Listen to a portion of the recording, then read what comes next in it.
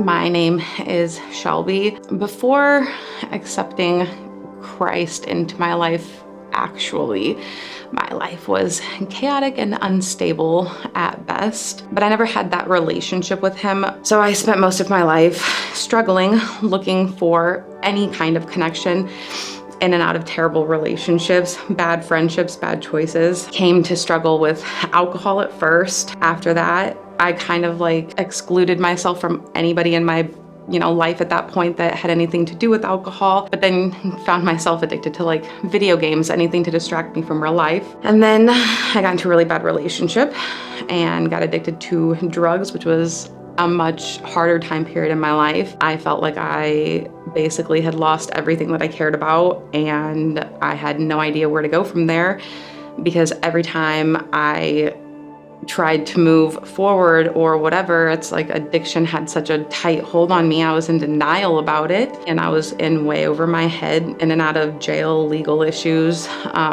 because addiction was just a monster, and I didn't know how to fight it by myself anymore.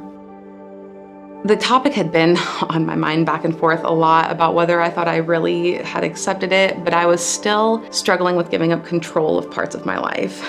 And I thought that I could hand a couple of things over to God, and I still wanted to keep control of the things that I wanted to control. As soon as I got sober, it wasn't even 2 weeks later that I found out I was pregnant and going to be a single mother. It was my first sonogram appointment. As soon as I saw her move her little arms for the first time, I knew that I could not do this by myself. I have a wonderful family and a great support system. I have parents who love me and a sister who's going to be an amazing aunt, but I knew I needed more than they could do, more than I could do, more than a good father figure can do. I needed more. And that was kind of the moment where I realized that if I had any chance at being a good, stable mother, that I needed God to do this with me.